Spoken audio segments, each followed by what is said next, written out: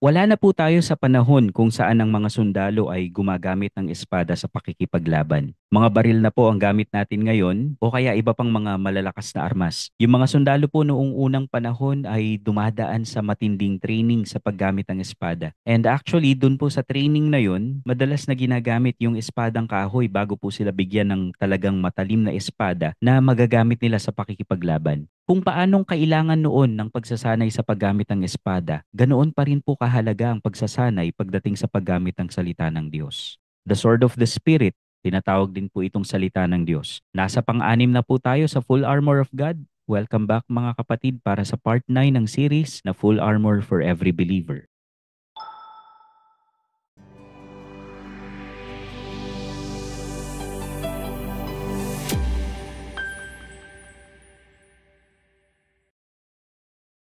Nakakalungkot po na may mga iglesia kung saan hindi pinapahalagahan ang paggamit sa salita ng Diyos. Ang talagang binibigyan lang ng pagsasanay ay yun pong mga leaders or pastors nila. Ang dahilan, kesyo binibigyan naman daw sila ng perang pangtulong sa pag-aaral nila dun sa mga Bible schools or seminaries at nakakatanggap ng salary o kaya financial support mula sa church. So dahil binabayaran naman daw nila yung mga pastor na ito, sila na yung bahala pagdating sa lahat ng may kinalaman sa Bible. Kaya dahil po dito, lagi na lang silang nakaasa sa pastor pagdating sa sinasabi ng salita ng Diyos. Kaya kung may hindi tamang katuruan na ipapasok sa iglesia nila, napakakonti po ng lalaban dito. At lalong hindi po maganda ang mangyayari kung ang pastor mismo ang magdadala ng maling katuruan na yan. Posible po yan kasi yan nga po ang warning ni Pablo sa mga Ephesian elders dun sa Acts 20 verse 30 na may mga magtuturo ng kasinungalingan mula mismo sa loob ng church at ililigaw nila ang mga tagasunod ni Jesus para maging tagasunod nila. Ito po ang isang dahilan kung bakit napakadaling atakihin ng kaaway ang ibang mga mananampalataya sa ganitong mga iglesia.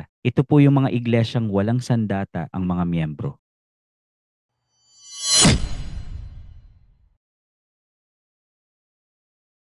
Although ginagamit po ang espada sa pag-atake, pwede din po itong gamiting pangdepensa. At dahil sa sinabihan po ni Pablo yung mga taga-Efeso na manindigan laban sa mga atake ng kaaway, ang paggamit po ng salita ng Diyos sa kontekstong ito ay pangdepensa at hindi pang-atake. Even ang Panginoong Hesus po, nung tuksuhin siya ng dyablo, ang kaaway po ang unang umatake sa kanya at sinagot niya lang yung bawat atake ng kaaway sa pamamagitan ng salita ng Diyos. Doon pa lang po sa Hardin ng Eden, doon po sa Genesis 3 verse 1, ang unang binigyang duda ng kaaway ay ang salita ng Diyos. Alam niya po kasing napakabisang panlaban ito sa mga atake niya. Kaya nga po lagi niyang sinisikap na haluan ng kasinungalingan o ilayo sa salita ng Diyos ang mga tao.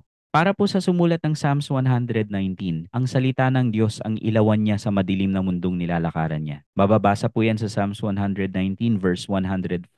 Pero dumating po ang panahon ng paratangan ng Panginoon yung mga pari ng Israel. Kasi napapahamak po ang mga Israelita dahil dun sa kakulangan ng kaalaman nila tungkol sa Diyos. Sabi po ng Diyos sa Hosea 4 verse 6, napapahamak ang aking mga mamamayan dahil kulang ang kaalaman nila tungkol sa akin. Ang kamangmangan po tungkol sa Diyos at sa kanyang salita ay magdadala sa tao sa kapahamakan. Ganyan po kahalaga ang salita ng Diyos. Pero hanggang sa panahon natin ngayon, nagagawa po ng kaaway na haluan ng kasinungalingan at ilayo sa mga tao ang banal na kasulatan. Kung babasahin po natin yung pagtukso ni Satanas sa Panginoon dun sa Matthew 4 verses 1 to 11 at saka po dun sa Luke chapter 4 verses 1 to 13, mapapansin niyo po na sa bawat atake ng kaaway, ginamit ni Kristo na panglaban ang salita ng Diyos. Hindi pilosopiya, hindi ang pagiging praktikal.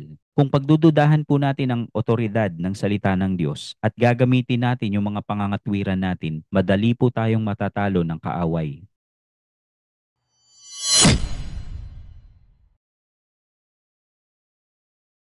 Sa mga pakikipaglaban, tinitiyak po muna ng isang bansa o isang kaharian na may sapat na training yung mga sundalong isasabak nila sa gera. Ganyan din po ang ginawa ng Diyos para sa iglesia. Mababasa po natin sa Ephesians 4 verses 10 to 13 na nagbigay siya ng mga tagapagturo sa iglesia para i-prepare sa paglilingkod at patatagin ang mga mananampalataya. Kasama po dito ang pagtuturo sa kanila kung paano makinig, magbasa, umunawa, magpaliwanag at saka magsabuhay ng salita ng Diyos. Ang mga mananampalatayang hindi maihahanda sa ganitong labanan ay ikinumpara po ni Pablo sa bata na pabago-bago ng isip at nadadala ng iba't ibang aral ng mga taong nanlilinlang ayon po sa Ephesians 4 verse 14. Maaaring marami kang alam tungkol sa espada. Alam mo kung saan ito gawa, kung gaano ito kahaba, ano yung mga materyales na ginamit, at maaaring alam mo rin kung gaano ito katalim. Pero kung hindi mo ito alam gamitin, baliwala ang lahat ng nalalaman mo tungkol dito.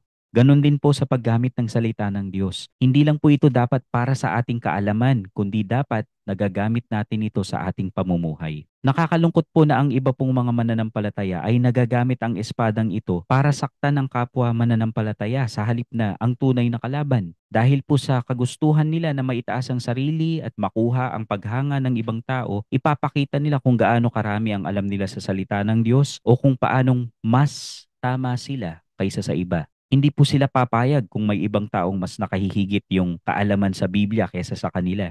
Instead na maging pagpapala ang kanilang karunungan, nagiging katitisuran pa ito para sa ibang mananampalataya. Ang Biblia po ay ibinigay ng Diyos sa atin hindi para dumami ang alam natin, kundi para sa ating pamumuhay, gaya po ng sinasabi sa 2 Timothy 3 verses 16 to 17.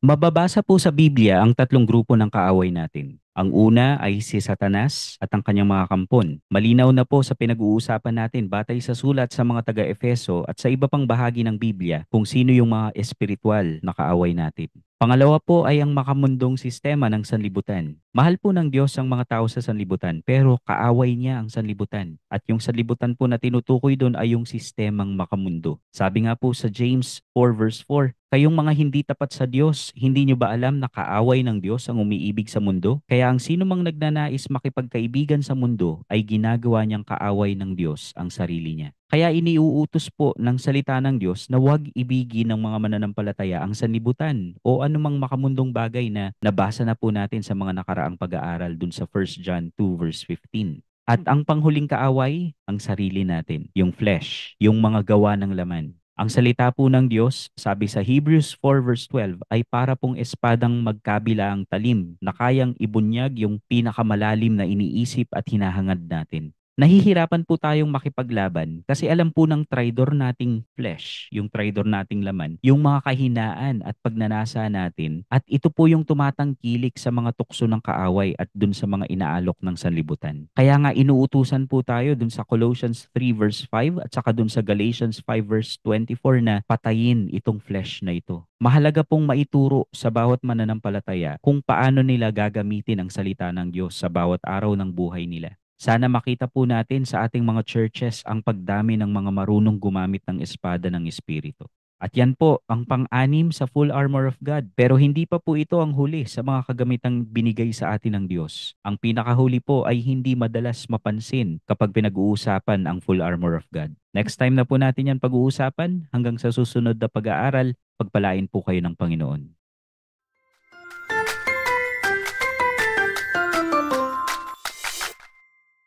Subscribe for more content.